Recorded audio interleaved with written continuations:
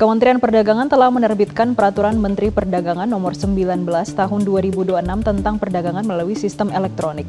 Regulasi ini bertujuan untuk memperkuat ekosistem e-commerce dengan menyeimbangkan 3 pilar utama, yaitu produk atau penjual, platform perdagangan, dan konsumen. Yang kita minta diberikan insentif itu biaya layanan. Contoh, apabila biaya yang harus dibayar oleh seller kepada e-commerce itu Rp20.000.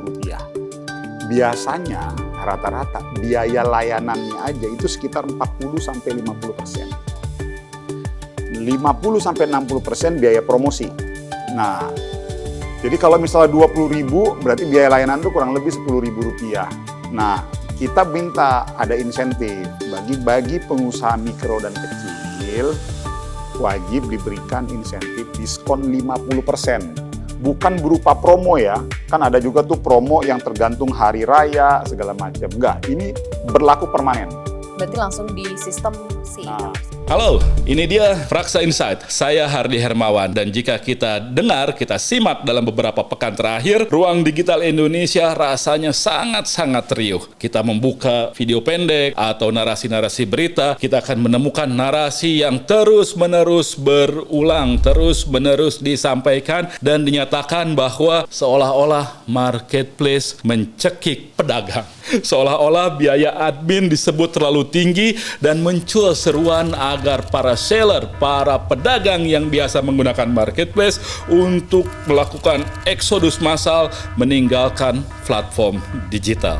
Ini unik karena beberapa tahun yang lalu platform yang sama justru dianggap dipuji sebagai penyelamat UMKM Indonesia. Kita ingat di masa pandemi, marketplace lah yang menjadi jalan keluar, menjadi solusi bagi jutaan pelaku usaha kecil, mikro, menengah yang tadinya terancam kehilangan pelanggan sehingga mereka bisa survive dan bertahan hingga saat ini.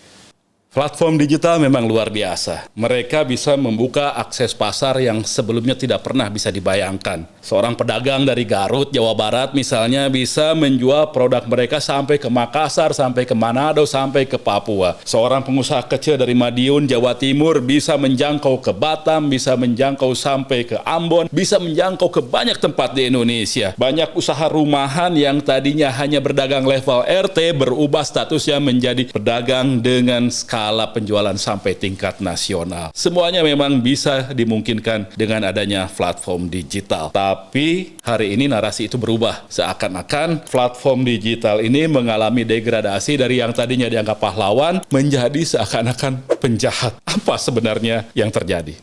Apakah marketplace memang sedang menindas penjual? Apakah marketplace memang berusaha memeras dari setiap orang yang terlibat bertransaksi di dalamnya? Sebaiknya memang kita harus melihat hal ini dengan kepala dingin, dengan lebih jernih. Karena kalau kita simak secara lebih mendalam, maka sebenarnya yang terjadi adalah proses pendewasaan dalam sebuah sistem ekonomi. Proses pendewasaan ekonomi digital di Indonesia. Kenaikan biaya admin yang menjadi sumber kegaduhan selama ini sesungguhnya bukan fenomena yang mengejutkan. Tidak boleh. Tidak tegas itu. Kalau sampai ada marketplace yang mencoba mendorong kenaikan dalam proses pasca kita rapat, kita akan tindak.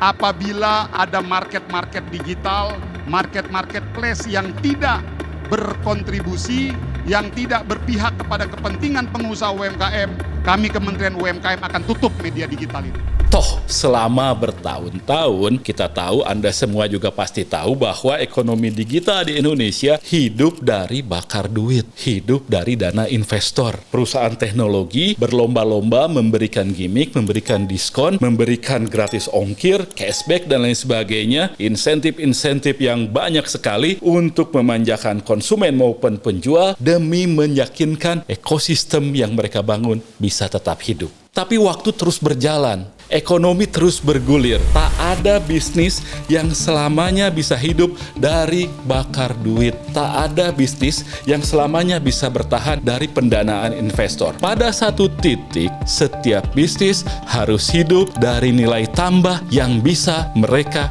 hasilkan sendiri. Kalau sudah begitu, tak bisa tidak, setiap platform harus membangun profitabilitasnya sendiri. Setiap pelaku usaha harus beradaptasi dengan realitas baru. Dan dalam dunia ekonomi digital, kondisi ini sesungguhnya sangat normal. Toh platform bukan lembaga sosial. Platform juga adalah entitas bisnis. Jadi mereka harus membiayai banyak hal. Server harus mereka biayai. Keamanan cyber harus mereka biayai. Teknologi harus terus mereka kembangkan dan itu ada biayanya. Sistem pembayaran harus mereka biayai. Begitu juga dengan biaya infrastruktur. Itu semua tidak murah, itu semua tidak kecil. Dolar sekarang semakin mahal, sudah pasti biaya-biaya itu juga meningkat secara pesat. Itu sebabnya biaya admin bukan hanya tentang potongan komisi. Biaya admin adalah harga yang dibayarkan untuk mengakses platform dan untuk memastikan platform bisa tetap berjalan dengan optimal. Ya, boleh jadi apa yang saya sampaikan ini mungkin tidak populer. Mungkin dianggap tidak sensitif dengan kesulitan yang dihadapi oleh para seller. Tapi dalam bisnis, popularitas dan kebenaran seringkali berjalan di jalur yang berbeda. Marketplace bukan hanya menyediakan etalase digital. Marketplace juga menyediakan traffic. Mereka menyediakan kepercayaan. Mereka menyediakan sistem pembayaran. Mereka menyediakan rekening bersama. Mereka menyediakan integrasi logistik. Mereka yang melakukan segala upaya dan yang paling penting adalah menyediakan akses terhadap jutaan calon pembeli. Itu yang selama ini sulit kita dapatkan. Jika setelah ini para penjual kemudian benar-benar meninggalkan marketplace lalu mereka berjualan secara mandiri, membuat website sendiri, apakah itu mungkin? Ya mungkin saja, boleh-boleh saja, tidak ada sama sekali yang melarang. Boleh-boleh saja. Cuma memang ada pertanyaan yang lebih penting. Pertama, misalnya berapa biaya yang harus mereka keluarkan untuk mendatangkan pelanggan sendiri. Di luar biaya bikin webnya, berapa biaya yang mereka perlukan untuk mendatangkan pelanggan secara mandiri. Berapa biaya untuk membangun kepercayaan konsumen. Berapa biaya untuk membayar iklan. Berapa biaya untuk menangani sengketa transaksi. Untuk menanggung resiko kepatuhan. Untuk bisa meyakini konsumen bahwa tidak ada resiko penipuan. Biasanya ketika membangun website sendiri, transaksi dilakukan secara COD. Dan di situ kerap kali sengketa muncul. Jadi kadang-kadang biaya-biaya itu mungkin jauh lebih besar daripada komisi yang dikenakan oleh marketplace. Dan itu yang kerap lupa untuk kita perbincangkan. Dan kalau mau jujur lagi, rencana eksodus massal itu sebenarnya akan menghadapi satu tembok besar yang kita sebut sebagai trust gap. Jurang kepercayaan. Jujur juga kita harus akui bahwa mayoritas konsumen Indonesia masih bergantung pada sistem perlindungan yang disediakan oleh platform. Karena di sana ada rekening bersama, karena di sana ada ulasan pembeli lain, karena di sana ada sistem pengaduan, karena di sana ada jaminan pengembalian dana, dan semua itu memiliki nilai ekonomi dan nilai itu tidak muncul dengan sendirinya. Karena itulah saya melihat seruan eksodus itu lebih banyak dilatari oleh retorika politik, bukan argumen rasional bisnis. Tapi bukan berarti juga platform boleh berbuat semaunya. Platform harus tetap menjamin transparansi bisa dijaga. Persaingan harus tetap sehat. Para seller, para konsumen tetap memiliki kanal untuk menyampaikan keluhan, untuk menyampaikan pendapat, protes bila perlu di sana. Transparansi tentang biaya-biaya itu harus benar-benar dijelaskan. Sehingga tidak ada biaya yang tidak tahu digunakan untuk apa. Di sisi lain, regulator juga tetap harus melakukan pengawasan yang efektif agar tidak terjadi penyalahgunaan posisi yang dominan dan tidak terjadi persaingan yang